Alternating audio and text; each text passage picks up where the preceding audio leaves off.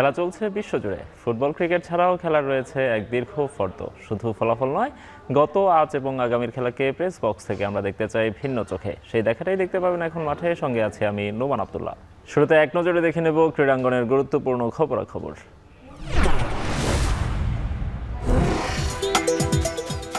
সম্প্রচার সত্য, বিজ্ঞাপন ও টিকিট থেকে মোটা অঙ্কের টাকা পেলেও রাষ্ট্রীয় পাওনা মেটাতে উদাসীন বাফুফে। চিঠি দিয়েও টাকা দেয় ব্যর্থ জাতীয় ক্রীড়া পরিষদ।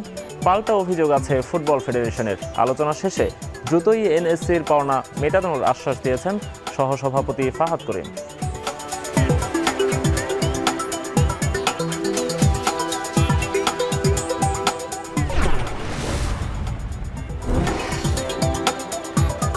2026 নারী সাফ চ্যাম্পিয়নশিপকে সামনে রেখে কমলাপুর স্টেডিয়ামে অনুশীলন করেছে বাংলাদেশ নারী ফুটবল দল। সবশেষ শিরোপা জয়ের স্মৃতি এখনও টাটকা দলের। ভারতের মাটিতে হ্যাটট্রিক শিরোপা জয়ের বড় চ্যালেঞ্জ। আগামীকাল ভারতের গোয়ার উদ্দেশ্যে যাত্রা শুরু করবে মেয়েরা।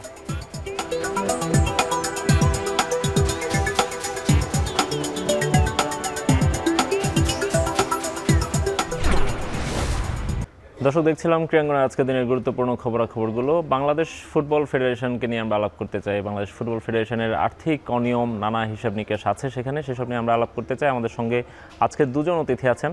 আমার সহকর্মী জুবায়ের আহমেদ আছেন এবং আমাদের সঙ্গে যোগ দিয়েছেন সিনিয়র ক্রীড়া সাংবাদিক আরাফাত জুবায়ের। দুজনকে স্বাগত জানাচ্ছি। ধন্যবাদ। আরাফাত ভাই, আপনার কাছ থেকে শুনতে চাইব বাংলাদেশ ফুটবল ফেডারেশনে কি কি অসঙ্গতি আছে, কি কি অনিয়ম হচ্ছে। তার আগে আমাদের একটা প্রতিবেদন আপনি নিশ্চয়ই দেখেছেন। আজকে আমরা যে প্রতিবেদনটি যাচ্ছে সেটি হচ্ছে যে ফুটবল ফেডারেশন রাষ্ট্র যে টাকাটা পায়, জাতীয় ক্রীড়া পরিষদ যে টাকাটা তাদের কাছে পাচ্ছে প্রতি বছর, তাদের লভ্যাংশের একটা অঙ্ক সেখানে দেওয়ার কথা, জমা দেওয়ার কথা, সেই টাকাটা তারা দিচ্ছে না। আপনার কাছে যাওয়ার আগে আমরা শুরুতে একটু জুবায়েরের কাছ থেকে জানতে চাইব, তিনি রিপোর্টটি করেছেন, তার কি কি এক্সপেরিয়েন্স হয়েছে, কি কি জেনেছেন। শুরুতে আমরা একটু আপনার কাছ থেকে শুনতে চাইব জুবায়ের। এনএসসির সঙ্গে যে বাংলাদেশের 52টা ক্রীড়া ফেডারেশনের অভিভাবক সংস্থা বলা হয় এনএসসিকে, তো এনএসসির সঙ্গে যে চুক্তিগুলো হচ্ছিল 1991 সালের মন্ত্রী পরিষদের চুক্তিটা, সো এই চুক্তিটা নিয়ে যখন একটু পড়াশোনা করতে চাই তখন থেকেই মূলত আগ্রহটা শুরু হয় যে বাংলাদেশের বিভিন্ন ফেডারেশন অ্যাকচুয়ালি নিজেদের দায়িত্ব পালনের ক্ষেত্রে কতটা সিরিয়াস। তো এই বিষয়টা যখন ঘাটতে যাই তখন আমরা প্রথমেই আমার যেটা চোখে পড়ে, ক্রিকেটের একটা বড় ধরনের অনিয়ম আমার চোখে পড়ে। সেখান থেকে আমরা বাফুফেতে যখন এনএসসিতে গিয়ে যখন কথা বলতে চাই তখন আমরা জানতে পারি যে বাফুফের কাছ থেকেও অ্যাকচুয়ালি এনএসসি খুব একটা সাড়া পাচ্ছে না। আমরা বাংলাদেশের ফুটবলটাকে সবসময় আমরা যে জিনিসটা বাফুফে নিজেদেরকে যেভাবে প্রেজেন্ট করে যে তাদের সেখানটায় আর্থিক তাদের সঙ্গতি খুব একটা ভালো না, তাদের সিচুয়েশন খুব একটা ভালো না, কিন্তু এর পরিপ্রেক্ষিতে যখন আমরা রিসেন্টলি যে এই ম্যাচগুলো হচ্ছে সেগুলো নিয়ে যখন আমরা ডেটা অ্যানালাইসিস করতে যাই তখন গিয়ে দেখতে পারি যে এনএসসি কিন্তু বাফুফের কাছ থেকে একটা মোটা অঙ্কের টাকা পায়, এবং সেটা শুধুমাত্র একটা খাত থেকে না, বিভিন্ন খাত থেকে। গেট মানে কিছু টাকা আছে, সোল্ড আউট টিকিট ছিল লাস্ট এক বছর জাতীয় স্টেডিয়াম সংস্কারের পর থেকে, সোল্ড আউট ম্যাচগুলোতে যে টাকাগুলো আর দেওয়ার কথা সেটা কখনো পে করেনি। এনএসসির সঙ্গে চুক্তিটা 2008 সালে চুক্তি হলে সেটা বাফুফের সঙ্গে ইমপ্লাই হচ্ছে কিছুটা পরে গিয়ে, কিন্তু সেই চুক্তির টাকাগুলো কিন্তু বাফুফে দিচ্ছেন। বাফুফে কিন্তু টিভি সম্প্রচার থেকে দুইভাবে আয় করে থাকে, একটা লিগ সম্প্রচারের মাধ্যমে আর একটা জাতীয় দলের খেলা সম্প্রচারের মাধ্যমে। সেই টাকাগুলো যখন দিচ্ছেন, এবং বাফুফের ক্ষেত্রে যে জিনিসটা দেখা যায়, বাফুফের নিজেদের আর্থিক যেই বিবরণীটা প্রত্যেকটা অর্থ বছরের যেটা, সেটাও কিন্তু খুব একটা স্বচ্ছতার সঙ্গে কখনো দেয়নি এনএসসির কাছে। সো এই জিনিসগুলো নিয়ে আমরা মূলত কাজ করতে যাই। পরবর্তী দেখা যায় সংকট আসলে অনেক বড়, কারণ 91 সালের চুক্তি থেকে যদি হিসেব করে প্রায় 35 বছরের একটা হিসেব বাকি আছে। সেটার সঠিক উত্তর যেমন এনএসসি দিতে পারেনি, সেটার সঠিক উত্তর বাফুফের যারা বর্তমান কমিটিতে আছে তারাও দিতে পারেনি। সো একটা লম্বা গ্যাপ রয়ে গেছে, অনেকগুলো প্রজন্মও হারিয়ে গেছে এই সময়টার মধ্যে। সুতরাং একটা বড় ধরনের অঙ্কের ফারাক অ্যাকচুয়ালি দেখা যায় এই জায়গাটাতে। আরাফাত ভাই, এখানেই আপনার কাছে আসবো। অনেকগুলো প্রশ্ন সে করেছে, অনেকগুলো প্রশ্ন তুলেছে। এর মধ্যে একটা হচ্ছে যে বাফুফের কখনোই তাদের হিসাবটা ঠিকমতো দেয়নি। একটা হচ্ছে এনএসসি যে টাকাটা পায় তারা কখনো বুঝে নিতে পারেনি। এনএসসিরও এখানে মনে হয় একটা ঘাটতি আছে, কারণ তারাও যে এই যে টাকাটা পায়, রাষ্ট্রেরই টাকা, সেটি তারা আদায় করতে ব্যর্থ হয়েছে। শুধু একটু বাফুফের হিসাব নিকাশের কাছে যেতে চাই। আমরা গত বছর যেটি দেখেছি যে বাফুফে 3টা ম্যাচের একটা হিসাব তারা দেখিয়েছে, এভারেজ একটা হিসাব দেখিয়েছে, এত টাকা তারা আয় করেছে, কিন্তু ব্যয়ের খাত তারা দেখায়নি। ওই বছরই বাংলাদেশে আরও অনেকগুলো ম্যাচ হয়েছে, মেয়েদের ম্যাচ হয়েছে, লিগের ম্যাচ তো চলমান আছেই। এই যে গেট মানি, সম্প্রচার সত্য বাবদ যেই টাকাটা দেওয়ার কথা বাফুফে, সেটি তারা গত বছর যেমন হিসেব দিলেও দেয়নি, এর আগে কখনো হিসেবও দেয়নি। এই অনিয়মগুলো বাফুফে আসলে কেন করে থাকে? আচ্ছা, ধন্যবাদ। খুবই একটা গুরুত্বপূর্ণ প্রসঙ্গ আপনারা অবতারণা করেছেন। এখানে এই বিষয়ে বলতে হবে আসলে বাংলাদেশের ক্রীড়াঙ্গনের যে কাঠামো বা ক্রীড়াঙ্গনের স্ট্রাকচার, সেটা কিন্তু আসলে গত 2 বছরে একটু ভিন্নতা এসেছে। কারণ আসলে ফুটবল দেশের সবচেয়ে জনপ্রিয় খেলা। বাংলা বিশ্বকাপের সময় বাংলাদেশের মানুষ রাজ্যে খেলা দেখে বা সবসময় ফুটবলারদেরকে ভালোবাসে, বা 80-90 দশকে যে ফুটবল ছিল। বাট এরপরেও বিগত 5-7 বছর কিন্তু আসলে ন্যাশনাল টিমের খেলা মানুষ সেভাবে মাঠে যায়নি, তুলনামূলক কম গিয়েছিল, আর ঘরোয়া ফুটবলে তেমন দর্শক হয়নি। বাট হামজা চৌধুরীর আগমনের পরে কিন্তু ফুটবলটা একটা ভিন্ন একটা মাত্রায় গিয়েছে। আপনার টিকিটের হাহাকার, টিকিটের দাম অনেক মূল্য হয়েছে। আসলে এই বিগত বাংলাদেশ বা বাফুফে হামজা আসার পূর্ববর্তী সময়ে যে ম্যাচগুলো আয়োজন করেছে, আর বাফুফের সেখান থেকে বাস্তবিক অর্থে খুব বেশি লাভ হয়নি। তো এই জন্য আসলে এনএসসি আসলে এই জন্য বাফুফেকে সেরকম তদারকি আওতা আনেনি, কারণ আসলে এখানে বাফুফের অনেক ব্যয় হতো। একটা ম্যাচ আয়োজন করতে হলে আপনার লজিস্টিক, সিকিউরিটি অনেক ইস্যুস ছিল, যে কারণে আসলে বাফুফের প্রতি এনএসসি অতটা খুব একটা বেশি মানে কিছু একটা ছাড় দেওয়ার নীতি অবলম্বন করে যাচ্ছিল। বাট এনএসসির মূল দুর্বলতা হচ্ছে আপনি ক্রিকেট বোর্ডে, কারণ ক্রিকেট বোর্ডে আপনার বিগত 10-15 বছর 20 বছরে অনেক মানে আসলে ক্রিকেট ফ্রাইজ করেছে। আপনার গেট মানি, প্রচারস্বত্ব বা মার্কেটিং রাইটস, এগুলোতে অনেক আপনার সেগুলো থেকে এনএসসি খুব লুকআফটা করতে পারেনি। আর আপনার ফুটবলের যে প্রসঙ্গটা এনেছেন, আসলে ফুটবল যে আপনার বাংলাদেশের সাম্প্রতিক সময় যে ম্যাচগুলো হয়েছে, এশিয়ান কাপ বাছাই যে হোম ম্যাচগুলোতে কিন্তু প্রতিনিধি খুব ভালো মানের দর্শক ছিল, প্রতিনিধি আপনার জ্যাম্পেক স্টেডিয়াম ছিল, প্লাস আপনার মার্কেটিং রাইটস, টিভি রাইটস সব কিছু বাফুফে কিন্তু ভালো একটা অঙ্ক দিয়েছিল। বাট এই আপনার 10 জুন গত বছর আপনার সিঙ্গাপুরে ম্যাচ আয়োজনের সময় তৎকালীন জাতীয় ক্রীড়া পরিষদের সচিব আমিনুল ইসলাম কিন্তু একটা বাফুফেকে চিঠি দিয়েছিলেন যে আসলে এই ম্যাচে যত আয় ব্যয় হবে এবং আপনার যে গ্রাউন্ডস রাইট সবগুলো থেকে কিন্তু তারা একটা লভ্যাংশ বা একটা লেভি চেয়েছিলেন। বাফুফে সেই চিঠি গ্রহণ করলো আসলে আলটিমেটলি, এবং এটা তাদেরকে দেয়নি। এবং সবচেয়ে বড় বিষয় হচ্ছে যেটা আপনার মানে সিঙ্গাপুর ম্যাচ 10 জুন হয়েছিল, বা এই ম্যাচে কিন্তু যথেষ্ট মানে আপনার স্মরণকালের সবচেয়ে বেশি আপনার দর্শক সমাগম হয়েছিল, আকাঙ্ক্ষা, উদ্দীপনা বা উৎসাহ। এর পরিপ্রেক্ষিতে মিডিয়ারও আগ্রহ ছিল আসলে এটা আয় ব্যয়টা কত হবে। এটা নিয়ে বাফুফে 2টি নির্বাহী কমিটির সভা গিয়েছে, নির্বাহী কমিটির সভা যাওয়ার পর বাফুফে কর্তব্য ব্যক্তিরা বলেছেন হ্যাঁ সামনে মিটিংয়ে আমরা আপনাদের আয় ব্যয় উপস্থাপন করবো, সামনে মিটিংয়ে করবো। তো এই বলতে বলতে আপনার একটা মিটিংয়ে তারা মানে এই ব্যয়টা বলেছেন, বাট আয়টা সামঞ্জস্যতা হয় নাই। এটা নিয়ে একটা এখনও ধোঁয়াশা রয়েছে। আর 22শে মে আপনার বাফুফে এজিএম আছে, তো সেই এজিএমে তো অবশ্যই আপনার আর্থিক প্রতিবেদন উপস্থাপন করতেই হবে। এবং এখানে একটা বিষয় হচ্ছে যে বাফুফে আর্থিক প্রতিবেদন উপস্থাপন করবে। আমি যতটুকু জানি এখন পর্যন্ত 2025 সালে যে অডিট, সে অডিটটা চলমান রয়েছে, সেই অডিটটা মানে সমাপ্ত হওয়ার পরে এটা অডিট কমিটিতে উঠবে। অডিট কমিটি অ্যাপ্রুভ করুক বা পর্যবেক্ষণ দেখ বা সাজেশন দেখ, সেটা আবার আপনার এই এজিএমে উঠবে। তো সুতরাং বাফুফের এই এজিএমে মানে আগ পর্যন্ত আসলে আনুষ্ঠানিকভাবে করতে হচ্ছে আসলে 3 ম্যাচগুলো থেকে, বা অন্যান্য যে ম্যাচগুলো আয়োজন করেছে, নারী দলের ম্যাচে কিছু আয়োজন করেছে, এখান থেকে তারা আসলে কতটুকু আয় করেছে, কতটুকু ব্যয় করেছে, এবং এনএসসিএল কতটুকু তারা দিয়েছে বা দিবে কিনা, এই বিষয়গুলো আসলে তখনই পারস্পরিকভাবে বোঝা যাবে। এবার এর আগে যেটা ছিল 2025 সালের আগে, ওই সময় আসলে ফুটবলের পক্ষ থেকে আসলে এনএসসি যে দাবিটা সেটা মেটানোর মতো আসলে ফুটবলের সে সামর্থ্য ছিল। আচ্ছা, আর হচ্ছে এখানে 2টা প্রশ্ন আমার মাথায় এসছে। প্রথম প্রশ্নটা একটু করি, সেটা হচ্ছে যে আপনি বলছেন যে 10 জুনে যে ম্যাচটা হয়েছে সেই ম্যাচের আগে বাফুফেকে এনএসসি একটা চিঠি দিয়েছিল, এবং সেখানে আমরা দেখেছি প্রচুর পরিমাণে দর্শক হয়েছে, প্রচুর টাকা আর্ন তারা করেছে। গেট মানি থেকেই যদি সেখান থেকে চাইতো এনএসসি একটা বড় অঙ্কের অর্থ পাওয়ার কথা ছিল, কিন্তু আপনি বলছেন যে সেই চিঠি তারা রিসিভ করেছে, তারপরেও তারা সেটির কোনো জবাবও দেয়নি, সেই অঙ্কটাও পরিশোধ করেনি। এই সাহসটা আসলে বাফুফে কোন ইয়েতে দেখায় আর কি? এটা আসলে এনএসসির দুর্বলতা, কারণ এনএসসি হচ্ছে আপনার বাংলাদেশ সকল ফেডারেশনের অভিভাবক, এবং সকল যত ক্রীড়া সংগঠন রয়েছে বা ক্রীড়া সংস্থা বা যারা ক্রীড়া অবকাঠামো রয়েছে অভিভাবক। তো আসলে এটা আমি বলবো যে এনএসসির দুর্বলতা, যে আসলে এই যে এনএসসি যে বাফুফেকে বা ক্রিকেট বোর্ডকে যেরকম মানে এসব সংক্রান্ত গেটম্যানের সংক্রান্ত চিঠি দেয়, তারা সেইভাবে রিপ্লাই দেয় না বা আদায় করতে পারে না, এটা আমি বলবো এনএসসির দুর্বলতা। কারণ আপনার এনএসসি যদি আপনার সঠিক তদারকি বা সঠিক মনিটরিং করতে পারতো, তাহলে কিন্তু আপনার এই বিষয়গুলো হতো না। আরেকটা বড় বিষয় যেটা ধরেন আমরা বিগত সময় যে দেখেছি, এনএসসি চেয়ারম্যান থাকেন ক্রীড়া প্রতিমন্ত্রী নিজে, কিন্তু বাফুফের সভাপতি এবং আপনার বিসিবির সভাপতি যারা হন, তারা সামাজিকভাবে, রাজনৈতিকভাবে, বিভিন্নভাবে আসলে মানে ক্রীড়া প্রতিমন্ত্রীর চেয়েও তারা ধরেন অনেক প্রভাবশালী, অনেক ক্ষমতাবান।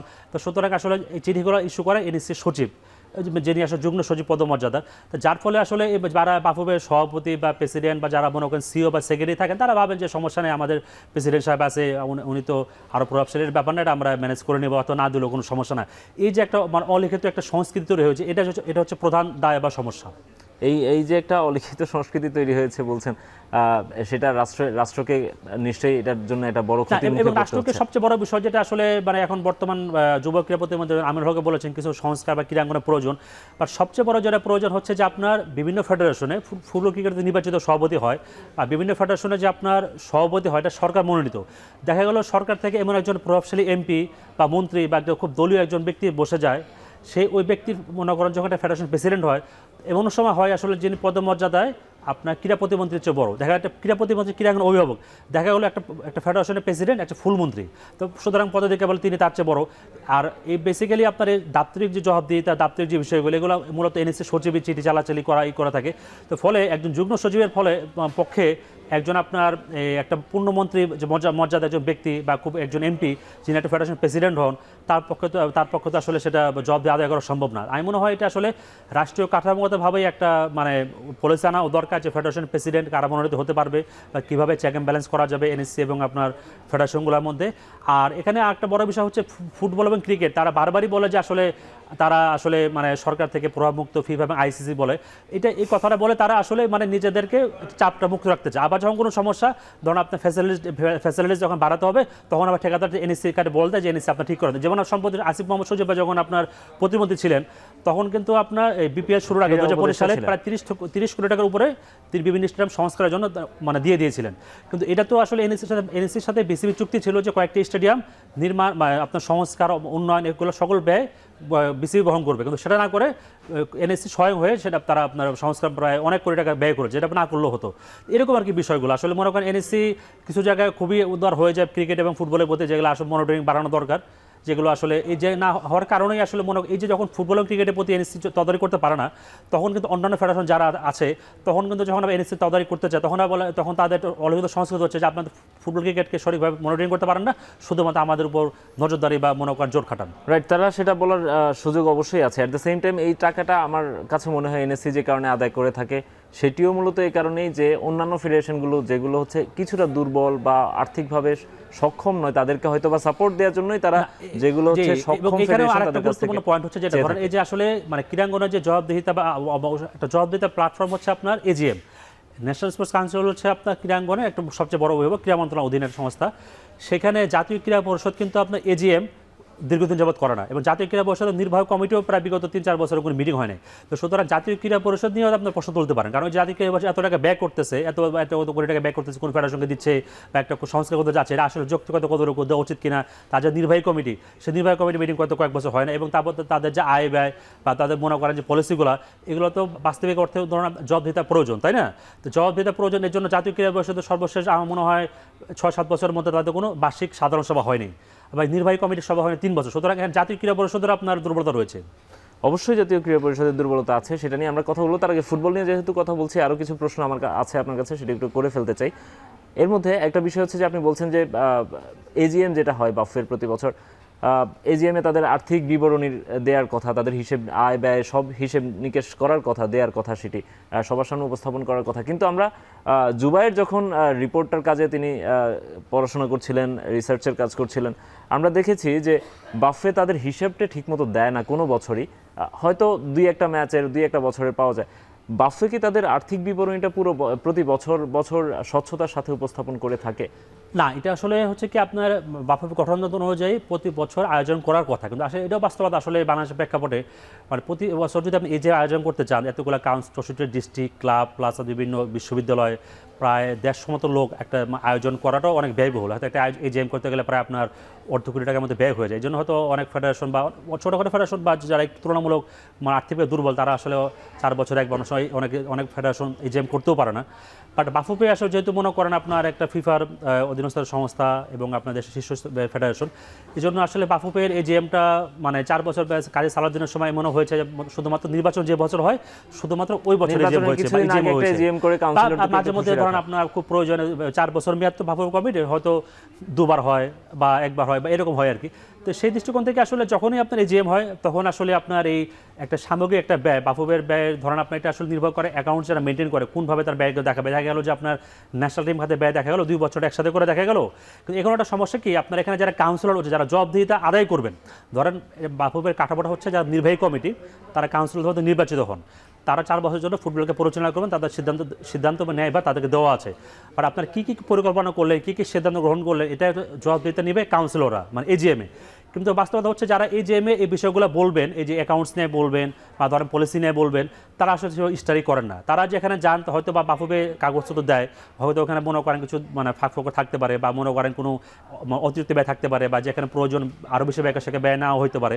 এই বিষয়গুলো বলার মূলত মঞ্চ হচ্ছে আপনি এজিএম। এই যে কাউন্সিলররা যে বিষয়গুলো বলবে, দেখা যাচ্ছে কাউন্সিলর এইসব বিষয় বলে না, তারা পাস বলে তারা মানে এজিএম শেষ করে দিচ্ছে, পাস করে চলে যান। আমি একটু আমার সহকর্মী জুবাইয়ের কাছেও একটু জানতে চাইবো, জুবাইর, শুধুমাত্র এজিএম ছাড়াও তো আর্থিক বিবরণীটা প্রতি বছর তাদের ওয়েবসাইটে হোক, তাদেরকে তো আসলে এটা মানে এটা তো একটা হিসেব তো তাদেরকে রাখতে হবে, তাই না? সেই হিসেবটা কি আপনি বাফের পক্ষ থেকে পেয়েছেন কিনা? বাউফের কাছ থেকে যখনই আমরা এই ব্যাপারগুলো আর্থিক তাদের অসঙ্গতি নিয়ে আমরা যখনই জানতে চাই, তখন ফাহাদ করিমের কাছে যখন জানতে চাই, তিনি একটা জিনিস বলেছিলেন যে বাফুফের সংস্কৃতিতে এই জিনিসটা কখনোই ছিল না যে তারা প্রতি বছর নিজেদের ওয়েবসাইটে এই জিনিসটাকে আপডেট করবেন, কিন্তু তারা এই জিনিসটা গুণগত পরিবর্তন আনার চেষ্টা করছেন। কিন্তু আমরা যখন জানতে চাইলাম যে ঠিক কবে নাগাদ এই ধরনের পরিবর্তন আনা হবে, সেটার পিছনে তিনি একটা লম্বা বললেন যে এখানটায় অনেকগুলো মিটিংয়ের এবং অনেকগুলো উইংসের তাদের একটা বৈঠকের দরকার আছে, অনেকগুলো সমন্বয়ের দরকার আছে।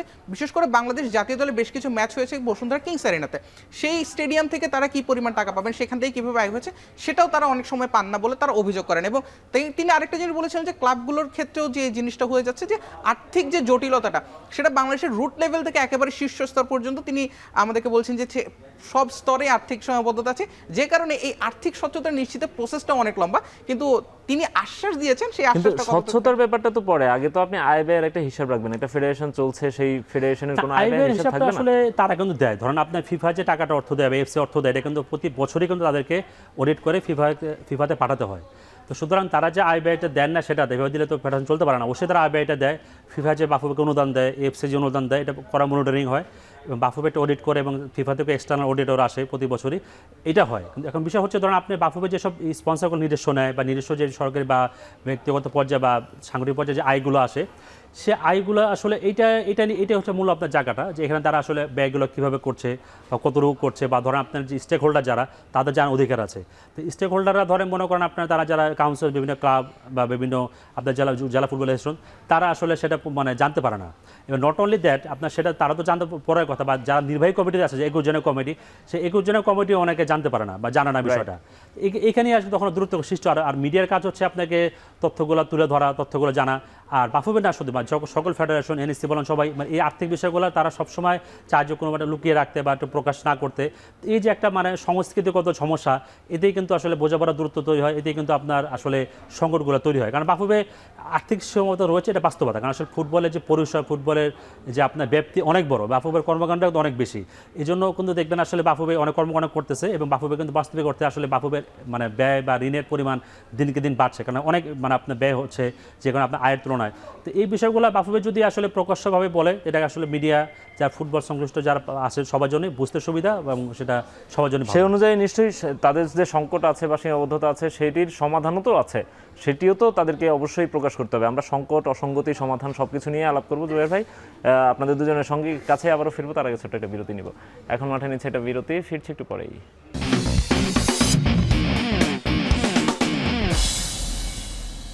বিরতির পর ফিরে এলাম, দেখছেন এখন মাঠে। বাংলাদেশ ফুটবল ফেডারেশনের আয় ব্যয় হিসাব নিকাশ নিয়ে কথা বলছে। আমার সঙ্গে দুজন সাংবাদিক সহকর্মী আছেন, আরাফাত জুবাইর সিনিয়র ক্রীড়া সাংবাদিক এবং সঙ্গে আছেন সহকর্মী জুবাইর আহমেদ। আরাফাত ভাই, আপনার কাছেই আবারও ফিরতে চাই। আপনি বলছিলেন বিরতিতে যাওয়ার আগে যে ফুটবল ফেডারেশনের সীমাবদ্ধতা আছে, ফুটবল ফেডারেশনের অনেকগুলো ইনকাম সোর্সও কিন্তু আছে, তারা সেই ইনকাম সোর্সটাকে কাজে লাগাতে পারছে না, এটাও হয়তো তাদের সীমাবদ্ধতা। মানে আমি বলতে চাচ্ছি যে ফুটবল ফেডারেশন যদি ফুটবলটাকে সেল করতে না পারে, বিশ্বের সবচেয়ে জনপ্রিয় খেলা, বাংলাদেশেও আমরা দেখছি যে যখনই ফুটবলাররা, প্রবাসী ফুটবলাররা আসা শুরু করেছেন, দর্শকদের ঢল নামা শুরু হয়েছে। বাংলাদেশ যে আহামরি পারফর্ম করেছে, বাংলাদেশ যে এশিয়ান কাপে কোয়ালিফাই করে ফেলেছে এমন নয়, স্টিল প্রতি ম্যাচে দর্শকরা আসছেন, অন্য ফুটবলাররা কে কোন দেশে আছেন সেই সব খোঁজ খবর রাখছেন। অর্থাৎ ফুটবল নিয়ে কিন্তু একটা গণজোয়ার তৈরি হয়েছে, মানুষের আগ্রহের কোনো কমতি নেই। তারপরে এই ফুটবলটাকে বিক্রি করতে পারছে না ফুটবল ফেডারেশন, দোষটা তো এখানেও তাদেরই নিশ্চয়ই। আসলে ফুটবলটা এখন শুধুমাত্র আসলে নিশ্চয় খেলা নয়, এটা আসলে মার্কেটিং, বাণিজ্য অনেক কিছু জড়িত। আপনি আসলে জেনে অবাক হবেন যে আসলে বাফুফে কিন্তু 2000 মানে এই 26 সালের কমিটির আগে কোনো মার্কেটিং কমিটি ছিল না। মানে খুবই টু অ্যান্ড হাস্ট কথা, মানে বাস্তবিক কথা, আসলে এটা কোনো মার্কেটিং কমিটি ছিল না। বাট এই বাফুফের এই বর্তমান কমিটি আসার পরে মার্কেটিং কমিটি করেছে এবং বেশ কয়েকটি আপনার জায়গার নতুন নতুন স্পন্সর নিয়েছে। এটা কিন্তু একটা মানে ইতিবাচক দিক। এখানে আপনি বলতে পারেন যে এখানে স্পন্সরশিপে আপনার দুর্বলতা রয়েছে বা স্পন্সরশিপে আপনার বাফুফের শর্ত কত রক্ষা হয়েছে, আরও বেশি হওয়া উচিত ছিল। বাট তারপরও বিগত এই 1-1.5 বছরে কিন্তু বাফুফে ধরেন আপনার কিট স্পন্সর বা আরও কিছু যে বেশ কিছু স্পন্সরশিপ তারা নিয়েছে। এখন বলতে পারেন আসলে স্পন্সরশিপের মাত্রাটা আরও বেশি হওয়ার দরকার ছিল, বা স্পন্সরশিপ থেকে আমরা কতটুকু কোথায় ব্যয় করতেছি সেটা পরিষ্কার না, সেখানে আপনি প্রশ্ন করতে পারেন। বাট সবচেয়ে মূল যে বিষয়টা, যে বাফুফের উচিত ছিল, যে আমি ব্যক্তিগতভাবে মনে করি এবং এটা অনেক সময় বলেছিও তাদেরকে প্রেস কনফারেন্সে বিভিন্ন মাধ্যমে, যে বাফুফের বর্তমান যে নির্বাহী কমিটি তারা 4 বছর পরে ফুটবলটা কোথায় দেখতে চায় সেটা মানে সেট করা সবচেয়ে গুরুত্বপূর্ণ। তাদের রোডম্যাপটা কি, অলরেডি 1.5 বছর পার হয়ে গিয়েছে, কিন্তু আপনার সবচেয়ে মানে দুঃখজনক বিষয় হচ্ছে কি আপনার ফেডারেশনের একটা গুরুত্বপূর্ণ কমিটি, গ্রাউন্ডস কমিটি নেই, তারপর হচ্ছে আপনার ওমেন্স কমিটি মাত্র মাহফুজাতে কিরণদের চলতেছে, পূর্ণাঙ্গ কমিটি নেই।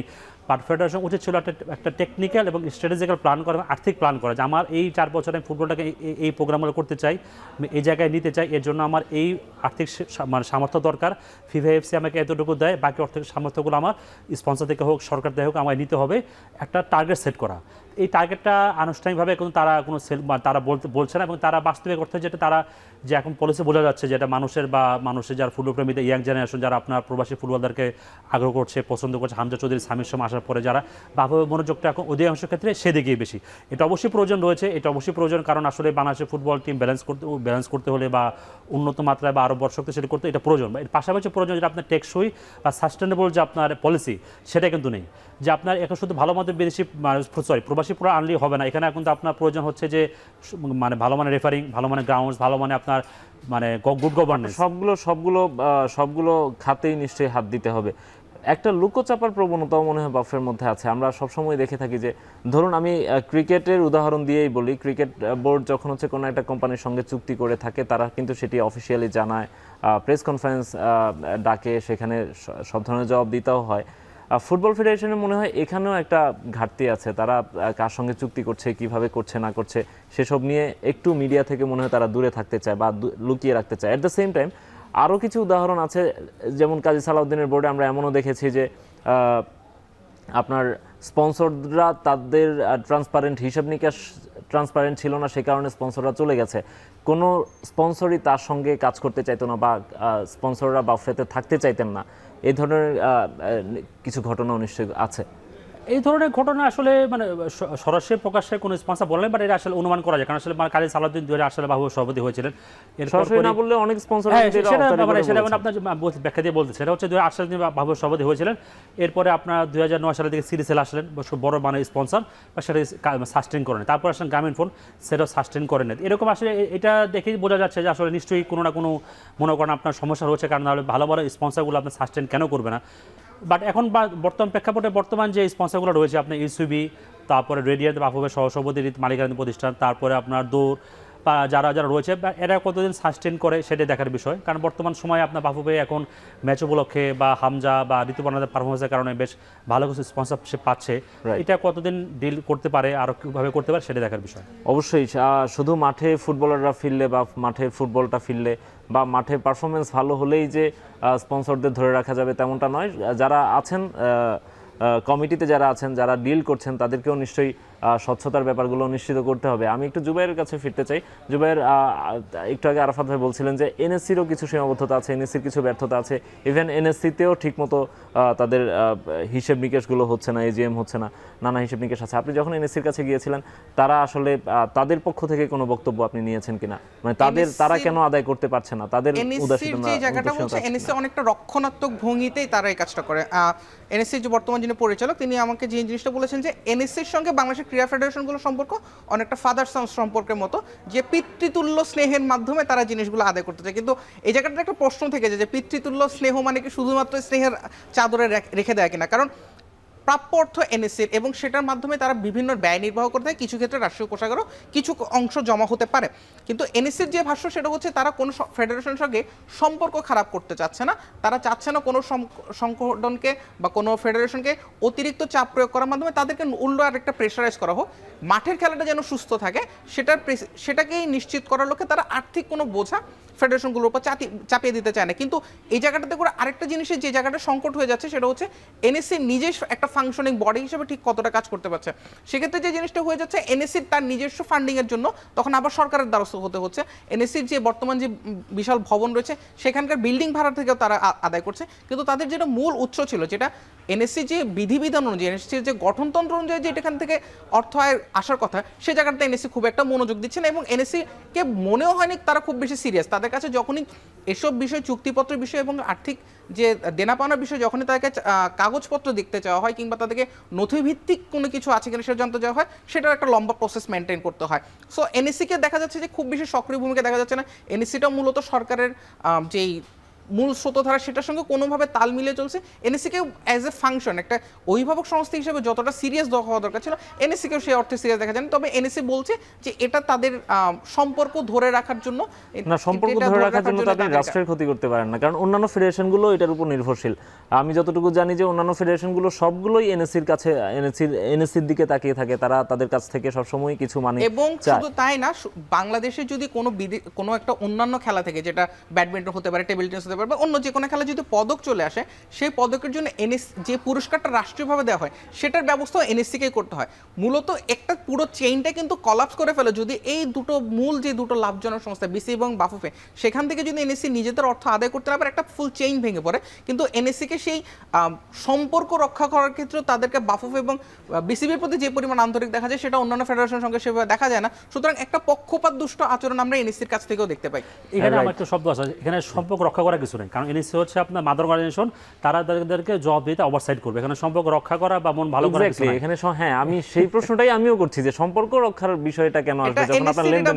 এনএসসি যে আপনার এনএসসি যে অ্যাক্ট রয়েছে, সেখানে এনএসসি অ্যাক্টে কিন্তু স্পষ্ট বলা আছে যে ধরুন আপনার বছরের সেপ্টেম্বরের মধ্যে প্রতিটা ফেডারেশনকে তাদেরকে মানে আর্থিক বিবরণী এনএসসিকে দিতে হবে। আর এটা কিন্তু এনএসসি দীর্ঘদিন মানে চর্চাটা বন্ধ রেখেছিল। বা বিগত বছরে আপনার যখন এনএসসি সচিব ছিলেন আমিনুল ইসলাম, তিনি কিন্তু আপনার এই চর্চাটা পুনরায় শুরু করেছেন। অনেক ফেডারেশন কিন্তু প্রায় 90% ফেডারেশন কিন্তু জমা দিয়েছিলেন। তিনি এটা উদ্যোগ নিয়েছিলেন যে ফেডারেশন নির্ধারিত সময়ের মধ্যে জমা দিতে পারেনি, এনএসসির যে অনুদানটা, সেই অনুদানটা তিনি স্থগিত করেছিলেন। তো সুতরাং এরকম যদি আপনি স্টেপ নিতে পারেন, তাহলে কিন্তু ফেডারেশনগুলো আপনাকে একটা মানে জবাবদিহিতার মধ্যে আনতে পারবে। আপনি এনএসসি অ্যাক্টের মধ্যে রয়েছে, আপনি ফেডারেশনগুলোর কাছ থেকে আর্থিক বিবরণী চাবেন।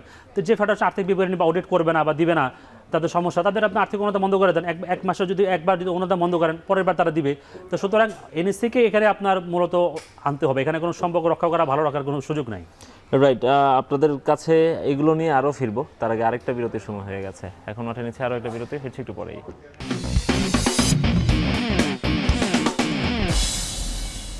বিরতির পর ফিরে এলাম আরও একবার, দেখছেন এখন মাঠে। বাংলাদেশ ফুটবল ফেডারেশন এবং ফুটবলের হিসাব নিকাশ নিয়ে কথা বলছিলাম। আমাদের সঙ্গে সিনিয়র ক্রীড়া সাংবাদিক আরাফাত জুবায়ের আছেন সহকর্মী জুবায়ের আহমেদও। আরাফাত ভাই, আপনার কাছেই ফিরতে চাই। জাতীয় ক্রীড়া পরিষদ টাকাটা আদায় করছে না, ও বলছিল, আমাদের সহকর্মী জুবায়ের বলছিলেন যে পিতৃতুল্য সম্পর্ক তারা রক্ষা করতে চান, কিন্তু অন্যান্য ফেডারেশনগুলো যেমন এনএসসির উপর নির্ভরশীল, অ্যাট দ্য সেম টাইম আমরা বাফেকেও অনেক সময় টাকার জন্য টাকা চাইতে এনএসসির কাছ থেকে টাকা নিতে আমরা দেখেছি। সুতরাং তারা যখন হচ্ছে সমস্যায় থাকেন বা সংকটের মধ্যে থাকেন, তারা যদি সরকারের কাছ থেকে টাকা বুঝে নিতে পারেন বা সরকারের কাছে সমাধান চান, তাদের যখন ভালো অবস্থা থাকবে, চুক্তি অনুযায়ী সেই টাকাটা তারা কেন পরিশোধ করবেন না? রাষ্ট্রেরই তো টাকা আলটিমেটলি। এই দোষটা সম্পূর্ণ অর্থে আমি বলবো দোষটা মানে ব্যর্থতাটা সম্পূর্ণ অর্থে এনএসসিরই। কারণ আসলে এনএসসি হচ্ছে যে আপনার দেশের ক্রীড়াঙ্গনের উন্নয়নের জন্য, ক্রীড়া অবকাঠামো রক্ষণাবেক্ষণ, সেটা আপনার মানে দেখভাল করার জন্য, পাশাপাশি ফেডারেশনের অভিভাবক তদারকি করার জন্য। আপনি অভিভাবক হিসাবে যখন আপনি একটা সন্তানকে আপনার সাহায্য সহযোগিতা করবেন, সন্তান কাজটা ঠিকমতো করছে কিনা আপনার সে তদারকি করার দায়িত্বটা আপনার। আপনি একটা টাকা দিলেন, যেমন আপনার আসিফ মোহাম্মদ সজীব ভাইয়ের সময় কিন্তু আপনার একটা থিম সঙ্গের জন্য মানে এনএসসি কিন্তু অনেক টাকা দিয়েছিল বাফুফেকে, বা বিভিন্ন সময় আসিফ মোহাম্মদ ভুইয়া কেন, আপনি বিভিন্ন 10-15 বছর বা বর্তমান সময়েও বাফুফে বিভিন্নভাবে আর্থিকভাবে এনএসসিকে সুবিধা পাচ্ছে। কিন্তু সেই সুবিধা বাফুফে যেমন নিচ্ছে ভালো কথা, কিন্তু সেটা কিন্তু আবার আপনার প্রকৃতভাবে যে এনএসসির যে বাফুফের প্রতি যে অধিকার বা যে স্বার্থ, সেটা কিন্তু আদায় করতো, তারা আদায় করতে পারছে না। এটা তাদেরই দুর্বলতা, এখানে আসলে অন্য কোনো ইয়ে না। কারণ আপনি বাফুফে বলেন, বিসিবি বলেন, তারা তো চাবেই যে আসলে যদি টাকাটা একটু কম দিতে পারি, পরে দিতে পারি, তাদের জন্য ভালো, তারা অন্য খাতে ব্যয় করবে বা তাদের ফান্ডে থাকবে। তো সুতরাং এটা এনএসসির সামগ্রিক অর্থে ব্যর্থতা, তারা কেন আদায় করতে পারবে? আপনি বলছেন যে ফান্ডে রাখবে, আমি তো বাংলাদেশ ফুটবল ফেডারেশন অনেক দুর্নীতি খবর আমরা দেখেছি। বাংলাদেশ ফুটবল ফেডারেশনের একজন কর্মকর্তাকে দুর্নীতির দায়ে বরখাস্ত, নিষিদ্ধও হতে হয়েছে। সো তারা নিজেদের পকেট ভারী করার জন্য রাষ্ট্রকে ফাঁকি দিচ্ছে, বিষয়টা এরকম না? না, এখানে আপনি যেটা বললেন যে সেখানে আসলে হচ্ছে যে আপনার ফিফার যে বিষয়টা, বা এটা হচ্ছে আপনার মানে বাফুফে যে বিষয়টা হচ্ছে মানে আবু নাইম সোহাগ ফিফা থেকে বহিষ্কার হয়েছেন, তারপরে আপনার অনুপম হোসেন, এবং আপনার সেটা আবু, ফিফা ফান্ডের টাকা ছিল যদিও। আমি বিষয়টা বলতে একটু ব্যাখ্যা দিচ্ছি, বিষয়টা একটু জটিলতা রয়েছে। সেটা হচ্ছে যে ফিফা বাফুফেকে যে টাকাটা দেয়, সেই টাকা দেওয়ার পাশাপাশি ফিফা একটা গাইডলাইন দিয়ে দেয়, আপনি যে একটা বিষয় ক্রয় করবেন, পারচেজ করবেন, সে পারচেজে একটা নীতিমালা আছে যে আপনি 10 লাখ টাকা জিনিস কিনলে কীভাবে কিনবেন, 5 লাখ টাকা জিনিস কিনলে কীভাবে কিনবেন, 20 লাখ টাকা জিনিস বা সেবা যদি পেতে চান কীভাবে কিনবেন। বাট বাফুফের এই যে ক্রয় যে প্রক্রিয়া, সেই ক্রয়ের প্রক্রিয়াটা বাফুফে মানে ফিফা আমাদের গাইডলাইন অনুযায়ী হয় নাই। কিছু ক্ষেত্রে টেন্ডার হয় নাই, কিছু ক্ষেত্রে আপনি মনে করেন আপনি ওভার কোটেশন হয়েছে, কিছু ক্ষেত্রে এমন প্রতিষ্ঠান থেকে মানে ভুয়াই বিষয়টা মানে মনে করেন যে ভাউচার এনেছে। এটা হচ্ছে আপনার মানে একটা প্রক্রিয়াগত সমস্যা। বাট এটা ফিফা যেটা অবজারভেশন দিয়েছে যে আসলে যে বাফুফের যে পার্চেজিং সিস্টেমটা এটা সঠিক ছিল না, এবং পার্চেজিং সিস্টেমের সাথে যারা জড়িত, এই জন্য কিন্তু ফিনান্স কমিটির যে চেয়ারম্যান ছিলেন আব্দুল সালাম মুর্শিদ, ফাইনাল অথরিটি বা চেকটা তিনি সাইন করতেন, এই জন্য কিন্তু তিনিও কিন্তু আপনার ফিফা থেকে মানে জরিমানার শিকার হয়েছেন। তো সুতরাং আসলে এটা কিন্তু ফিফা আসলে আমার সরাসরি যে আর্থিক মানে দুর্নীতি হচ্ছে সেটা বলে, তারা বলেছে যে আসলে প্রক্রিয়াগত সমস্যা। আপনাকে যে ফিফা টাকা দিচ্ছে সে টাকাটা কীভাবে ব্যয় করতে হবে, পার্চেজিং সিস্টেম কীরকম হবে, টেন্ডার প্রক্রিয়া কী হবে, তারপর আপনার ইনভয়েসিং সিস্টেম কী হবে, এটা কিন্তু ফিফা যে গাইডলাইন দিয়েছিল সেটা বাফুফে মেনটেন করতে পারে নাই। মেনটেন করার সাথে যারা যারা জড়িত ছিল, যেসব কার ব্যক্তি বা সিস্টেম জড়িত ছিল, তারাই কিন্তু আপনার তাদের বাফুফে তারাই কিন্তু শাস্তিপ্রাপ্ত হয়েছে। বর্তমান যে কমিটি আছে তারা কতটুকু প্রক্রিয়াগত ব্যাপারগুলো বলেন, ট্রান্সপারেন্সির ব্যাপার বলেন, তারা কতটুকু মেনটেন করতে পারছে? এটা এখন পর্যন্ত বাফুফে যে একটা ফিফা থেকে যে ফান্ডগুলো পেতো মানে রেস্ট্রিকশন আকারে ছিল, বাট বাফুফের এই কমিটি আসার পরে সেই রেস্ট্রিকশনটা উঠেছে। সেই দৃষ্টিকোণ থেকে তারা এখন রিলিফ রয়েছে। আর আরেকটা বিষয় হচ্ছে যে আসলে বাফুফের ফিনান্স কমিটির বর্তমান চেয়ারম্যান প্রেসিডেন্ট নিজেই জনাব তাবিদ আওয়াল, এবং আপনার সেই কমিটির ডেপুটি চেয়ারম্যান ছিলেন আপনার জনাব ইমরুল হাসান, তিনি একজন দেশের বিশিষ্ট একটা গ্রুপের আপনার বিশিষ্ট ব্যক্তি, কিন্তু তিনি কিন্তু ব্যক্তিগত কারণ দেখে পদত্যাগ করেছেন। অন্যান্য যারা রয়েছেন আপনার 4 ভাইস প্রেসিডেন্টের মধ্যে 3 জন আছেন কমিটির সদস্য। এখন ফিনান্স কমিটির বিষয়টা আসলে কিছুটা আমি বলবো যে ধোঁয়াশার মধ্যে, কারণ এই যে প্রায় 1 বছর হয়ে গেল, যে এখনও কিন্তু ধরেন আমরা আসলে টিকিট বাফুফে যে ম্যাচগুলো আয়োজন করেছে, মানে আয় হচ্ছে কেমন, ব্যয় হচ্ছে কেমন, মানে এই বিষয়গুলো কিন্তু আসলে আমরা জানতে পারি আনুষ্ঠানিকভাবে এখন। এবং সর্বশেষ বাফুফে যে মিটিংটা হয়েছে, ইসি মিটিংটা হয়েছিল, মানে জরুরি সবার আগে মিটিংটা, সেটা কিন্তু বাফুফের সামনে 2026 সালে যে বাজেট এজিএমে উঠবে, তো বাজেটটা বেশি বাস্তবিক অর্থ হচ্ছে যেটা আপনার ফিনান্স কমিটি মিটিংয়ে আগে উঠবে, অ্যাপ্রুভ হবে, তারপর ইসি কমিটিতে উঠাবে। কিন্তু বাফুফে যে সিএফও রয়েছেন বা বিভিন্ন যারা ব্যক্তিবর্গ রয়েছেন, স্টাফ যারা রয়েছেন মানে ম্যানেজমেন্ট লেভেলে এক্সিকিউটিভ, তারা সেটা ফিনান্স কমিটি না উঠে সরাসরি এক্স কমিটিকে উঠিয়েছিলেন। যে কারণে কিন্তু আপনার এক্সিকিউটিভ কমিটির একাধিক সদস্য এটা নিয়ে আপত্তি তুলেছেন যে আসলে এটা ফিনান্স কমিটি অ্যাপ্রুভ হয়েছে কিনা। পরবর্তীতে প্রেসিডেন্টও বলেছেন আসলে এটা ফিনান্স কমিটি থেকে অ্যাপ্রুভ হইতে হবে। এখানেও কিন্তু আসলে দুর্বলতা বোঝা গেল, কারণ আপনার আসলে সাংগঠনিক যে কাঠামো বা সাংগঠনিক প্রসিডিওর, যে আপনি ফিনান্স কমিটিতে অ্যাপ্রুভ না করে আপনি কেন এক্স কমিটিতে উঠালেন কেন, তাই না বিষয়টা? তো সুতরাং আমি মনে করি যে এখনও কিছু কিছু ক্ষেত্রে বাফুফে যারা প্রশাসনিক ব্যক্তিবর্গ রয়েছে তাদেরও এখনও অনেক ক্ষেত্রে দুর্বলতা আছে। জুবাইর, একটু ছোট্ট করে আমাদেরকে বলবেন, এই যে সীমাবদ্ধতার কথা বলছি, ফুটবলের হিসাব নিকাশ নিয়ে আমরা কথা বলছি, আপনি যে রিপোর্টটা করেছেন, রিপোর্ট করতে গিয়ে কি পেয়েছেন? এখন ফুটবল কি আসলে লাভে আছে, নাকি এখনো তারা আসলে তাদের পিছুটান আছে বা সীমাবদ্ধতা আছে? ফাহাদ করিমের ভাষ্যটা যদি আমি ধার করে এনে বলি যে ফুটবল এখন পর্যন্ত লাভজনক সংস্থা না, একটা ম্যাচ থেকে তারা যে আয় করে সেটা সেই ম্যাচেই চলে যায়, এবং বাফুফেকে তিনি এখনো পর্যন্ত একটা লাভজনক সংস্থা বলে মানতে নারাজ। এবং বিশেষ করে তিনি যে জিনিসটা বলছিলেন যে শুধুমাত্র কোচ, গোলকিপার কোচ এবং ফিজিও, এই যে ব্যয় নির্বাহটা করতে হয়, এবং তাদেরকে এবং প্রবাসী ফুটবলার যারা আসছেন, হামজা চৌধুরী আসছেন, জায়ান আহমেদ আসছেন বা সমিত সোম আসছেন, তাদেরকে বিমান ভাড়ার টাকাটাও বাফুফেকে দিতে হয়। সুতরাং তিনি বলছেন যে বাফুফের কিন্তু ব্যয় অ্যাকচুয়ালি বেড়ে গিয়েছে, বিশেষ করে প্রবাসী ফুটবলারদের আগমনের কারণে বাফুফের ব্যয়টা অনেক বেড়ে গেছে, যে কারণে বাফুফেকে এখনও তারা লাভজনক প্রতিষ্ঠান বলতে রাজি না। এবং সেটার জন্য তিনি এনএসসিকেও কিছুটা দায় চাপিয়েছেন যে এনএসসি শুধুমাত্র কেন জাতীয় স্টেডিয়ামে শুধু মাঠটাই তাদেরকে দিচ্ছে, তিনি চাচ্ছেন যে সেই মাঠ থেকে তারা যে আয়টা করছে এবং সবকিছুই হোক, যে স্টেডিয়ামটাই যদি পুরোপুরি বাফুফেকে দিয়ে দেওয়া হয়, সেক্ষেত্রে স্টেডিয়াম এলাকাটাই যদি তাদেরকে দেওয়া হয়, তাহলে তারা আর্থিকভাবে আরো বেশি লাভবান হবেন। আচ্ছা, আমরা আপনাদের কাছে আবারও ফিরবো, তার আগে আরেকটা বিরতির সময় হয়ে গেছে। এখন মাঠে নিচে আরো একটা বিরতি, ফিরছি একটু পরেই।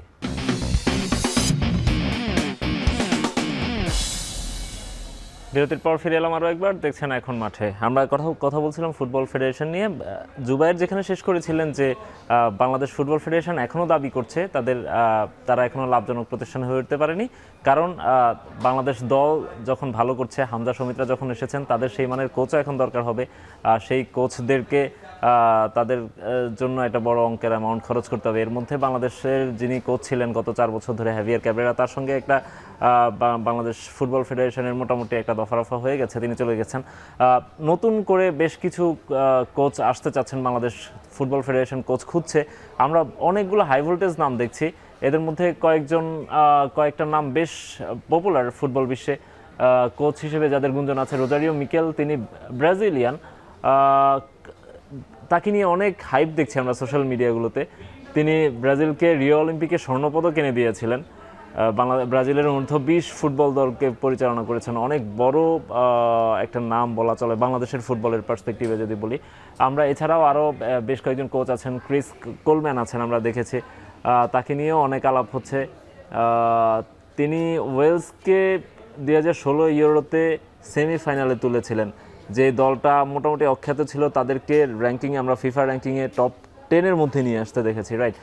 সো এত বড় একজন কোচ বাংলাদেশের কোচিং করানোর জন্য আগ্রহ দেখিয়েছেন, সেটাও অনেক বড় ব্যাপার। আমরা যদি আরও একজন কোচকে দেখে নিতে চাই, তার নাম হচ্ছে থমাস ডুলি। তিনি যুক্তরাষ্ট্রের কোচ ছিলেন, 1994 বিশ্বকাপে যুক্তরাষ্ট্রের ক্যাপ্টেন্সিও তিনি করেছেন। এই যে বড় বড় নামগুলো আমরা দেখছি, এই নামগুলো তারা কোচ হয়ে আসতে চান বাংলাদেশে, কিন্তু তাদেরকে আসলে এফোর্ড করার মতো অবস্থা কি বাংলাদেশ ফুটবল ফেডারেশনের আছে কিনা, এটিও নিশ্চয়ই ভাবার মতো ব্যাপার আছে আরাফাত ভাই। না, এটা তো অবশ্যই একটা বড় মৌলিক প্রশ্ন। আসলে যারা যে নামগুলো আপনি বললেন, তারা অত্যন্ত হাই প্রোফাইল কোচ, অলিম্পিকে স্বর্ণ জিতেছেন। এই কোচগুলো যে বাংলাদেশে আগ্রহ প্রকাশ করেছেন, যে মাধ্যমে হোক, যেভাবেই হোক, মানে আমি মনে করি এটাই বাংলাদেশের ফুটবলের গত 1.5 বছরের অর্জন। আপনার আলোচনা যেখান থেকে শুরু করেছিলেন যে এনএসসির আয় বা এই যে বিষয়গুলো, তো এই সকলগুলো কিন্তু হয়েছে মূলত হামজা চৌধুরীর আগমনের কারণেই। হামজা চৌধুরীর আগমনের কারণে কিন্তু হয়েছে, এবং আপনার বাংলাদেশে ফুটবল কিন্তু এখন আসলে যে মানে উদ্দীপনা এবং দর্শকের যে আগ্রহ, ফুটবল বিশ্বের সবচেয়ে জনপ্রিয় খেলা কেন? কারণ ফুটবলে সারা বিশ্বব্যাপী আপনার দর্শকের একটা উন্মাদনা, একটা আগ্রহ রয়েছে। ধর বাংলাদেশ বিশ্বকাপ ফুটবলে খেলে না, কারণ তারপরেও কিন্তু বাংলাদেশ বিশ্বকাপ ফুটবলের সব প্রেস কনফারেন্সের সময় বাংলাদেশের নাম উচ্চারণ হয়।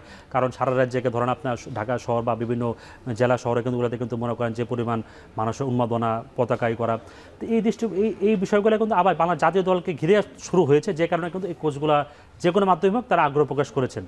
এখন সবচেয়ে বড় বিষয় হচ্ছে আলটিমেটলি আসলে ফুটবল মানে মূলত পেশাদারিত্বের বিষয়। সেখানে পেশাদারিত্বের ক্ষেত্রে তারা বাংলাদেশের প্রতি আগ্রহ প্রকাশ করেন। তারাও এটাও জানে বাংলাদেশ আসলে আর্থিক সীমাবদ্ধতা রয়েছে, একটা উন্নয়নশীল দেশ। এখন তারাও হয়তো কিছুটা ছাড়ও দেবেন, বা বাফুফের সামর্থ্যের একটা সীমাবদ্ধতা রয়েছে।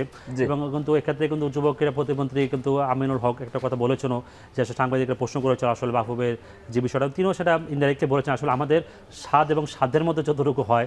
তো সেই দৃষ্টিকোণ থেকে আসলে সর্বশেষ যে অবস্থা হচ্ছে যে আসলে বাফুফে মানে এই কোচগুলোর সঙ্গে মানে ওয়ান টু আলাপ করবে, তাদের মানে কী প্রয়োজন, দেখা শুধুমাত্র স্যালারি না, কিন্তু আরও অনেক ফ্যাসিলিটি দরকার। দেখা গেলো যে আপনার এই কোচ বলতে পারে যে আসলে তার সাথে কোচিং স্টাফ, তার যারা কোচিং স্টাফ রয়েছে তাদেরকে আনতে হইতে পারে, বা তার ছুটির বিষয় রয়েছে, আবাসন, অনেক বিষয় রয়েছে। শুধুমাত্র আসলে বাহ্যিকভাবে আমরা মনে করি বেতনের পাশাপাশি অনেক বিষয় রয়েছে। আবার এমন হতে পারে আসলে যারা ভালো মানে বড় মানে কোচ, তারা আসলে জানতে পারবে আসলে কোচিং স্টাফ ছাড়াও আদার্স যে ফ্যাসিলিটি, টেকনোলজিক্যাল ফ্যাসিলিটি, তারপর গ্রাউন্ডস ফ্যাসিলিটি, আর অনেক বিষয় রয়েছে।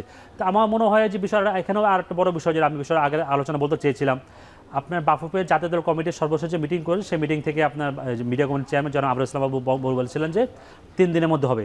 বাস্তবিক অর্থে আসলে 3 দিনের মধ্যে হওয়ার কোনো সুযোগ নেই। কারণ হচ্ছে যে আপনার 10 জন কোচের সাথে বাফুফে ওয়ান টু ওয়ান কথা বলবে, সবাই আমরা যতটুকু জেনেছি আজকেও তারা মনে হয় কোচদের সঙ্গে কথা বলবে, না সেটা বলবে, বাট আলটিমেটলি ফাইনাল ডিসিশনে আসতে হলে আমার যতটুকু আমার ধারণা, আমার যতটুকু তথ্য পেয়েছি আমি, আপনার মেয়ের মাঝামাঝি আপনার সময় লাগবে। এই যে একটা স্টেটমেন্ট দিয়ে দিল যে আসলে 3 দিনের মধ্যে আপনার কোচ নিয়োগের ফাইনাল খবর আসবে, যখন 3 দিন পেরিয়ে যাবে, 3 দিনের মধ্যে হলে তা তো ঠিক আছে, তার কথাটা ঠিক থাকলো। যদি 3 দিন পেরিয়ে যায় বা বিলম্ব হয়, তাহলে কিন্তু যারা ফুটবলপ্রেমী যারা রয়েছেন তারা কিন্তু এটা আশাহত হবে, বা এটা কিন্তু আসলে পেশা দিতে পৌঁছে হলো না। এবং আপনাদের যে রিপোর্টটা, আর্থিক বিষয় যে রিপোর্টটা, সেই রিপোর্টের জন্য আপনার যে রিপোর্টার উনি কথা বলেছিলেন যে আসলে ফাহাদ করিমের সাথে, তিনি কিন্তু বেসিক্যালি মূলত হচ্ছে বাফুফের ভাইস প্রেসিডেন্ট এবং আপনার মার্কেটিং এবং ডিজিটাল মার্কেটিং কমিটির চেয়ারম্যান। আসলে এই যে বিষয়গুলো আছে, বাফুফের মানে মুখপাত্র কে হবে, মিডিয়া কমিটির চেয়ারম্যান, তার আগে সকল বিষয়ে জানা উচিত ছিল, তাই না?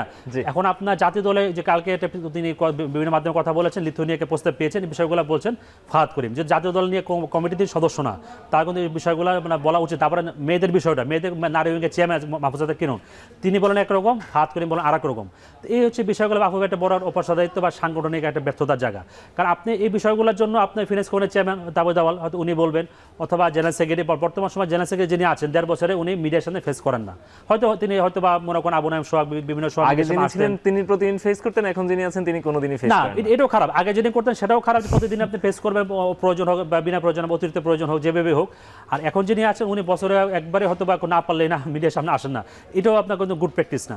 যেটাই হোক হচ্ছে আপনার বাফুফের একজন মুখপাত্র থাকবে, অথবা যদি কোনো মানে মিডিয়া যদি নির্দিষ্ট কোনো বিষয় জন জানতে চায়, সে কমিটির চেয়ারম্যান, ডেভেলপমেন্ট হোক, ন্যাশনাল টিম হোক বা অথবা ফিনান্স হোক, নির্দিষ্ট একটা ব্যক্তি। কিন্তু বাফুফে দেখা যাচ্ছে যে কোনো হোক, আপনার গ্রাউন্ডস হোক, আপনার ওমেন্স হোক, মেন্স হোক, মার্কেটিং হোক, ফাইন্যান্স হোক, যেই হোক, সকল বিষয়ে ফাহাদ করিম বলছে। কিন্তু ফাহাদ করিম তো আসলে তার ফাহাদ করিমকে আপনি বাফুফের দায়িত্বপ্রাপ্ত আনুষ্ঠানিক ব্যক্তি স্পোকম্যান না। করে দেন, বা মিডিয়া কমিটি হোক বা মনে করেন তাকে আনুষ্ঠানিক স্পোকম্যান করে দেন, তাই না? তো সেটা হচ্ছে না, এটা তো সবচেয়ে বড় অপেশাদারিত্ব ফেডারেশনের। রাইট, জুবাইর, আমরা একেবারে শেষ পর্যায়ে চলে আসছি। আপনার একটু ছোট করে আমাদেরকে বলবেন, বাংলাদেশের কোচ হওয়া এই মুহূর্তে বাংলাদেশের জন্য কি ধরনের কোচ আসলে প্রয়োজন বলে মনে করেন? বাংলাদেশের এমন একজন কোচ দরকার যিনি শুধুমাত্র বর্তমান জাতীয় দলকে নিয়েই ব্যস্ত থাকবে না, তার একটা পাইপলাইন ভিত্তিক একটা প্ল্যান থাকতে হবে। আমাদের আন্ডার-20 টিম যেভাবে ফ্লারিশ করেছে সাফে, সো এমন একজন কোচ দরকার যাকে সময় দিয়ে বাংলাদেশ কাজ করাবে। বাংলাদেশের সর্বোচ্চ কোচিং টেনিয়ার ছিল 4 বছর, যেটা হ্যাভিয়ার ক্যাপ্রে করেছেন লম্বা সময়ের জন্য, এবং সুপরিকল্পনা ভিত্তিতে একজন কানা দরকার যিনি শুধুমাত্র জাতীয় দলই না, যিনি পাইপলাইনটাকে সমৃদ্ধ ডোমেস্টিক করার মতো ফুটবলগুলো যিনি ফলো এবং করবেন, ডোমেস্টিক ফুটবল ফলো করতে হবে। কারণ এত বেশি ছুটি নেওয়ার প্রবণতা আমরা জেমিডের ক্ষেত্রে দেখেছি, হ্যাভিয়ার ক্যাপ্রেকে শেষ দিকে এসে দেখেছি প্রচুর ছুটি নিয়ে দেশের বাইরে চলে যাচ্ছে, নিজ দেশে চলে যাচ্ছেন। সেই প্রবণতা থেকে বেরিয়ে যারা বাংলাদেশকে টাইম দিবেন এবং যাদের সেই মানসিকতা আছে, তেমন একজন কোচকে সম্ভবত বাংলাদেশের সবচেয়ে বেশি দরকার। রাইট, আমরা অনেক কিছুই জানলাম। বাংলাদেশের ফুটবলের কোচ কেমন হওয়া উচিত, বাংলাদেশের ফুটবল ফেডারেশন কিভাবে চলা উচিত, এবং বাংলাদেশের ফুটবল ফেডারেশন কিভাবে লাভজনক হয়ে উঠতে পারে, সবকিছুই তারা নিশ্চয়ই চিন্তা করবেন। যারা কমিটিতে আছেন তারা নিশ্চয়ই চিন্তা করবেন। এখন একটা রাইট টাইম আমার কাছে মনে হয়, বাংলাদেশের ফুটবলে যে গণজাগরণটা তৈরি হয়েছে সেটিকেই লাভজনক উপায়ে তৈরি করার আমার মনে হয় এখন একটা সঠিক সময়। আপনাদের দুজনকে অসংখ্য ধন্যবাদ আমাদেরকে স্টুডিওতে ধন্যবাদ আপনাকে।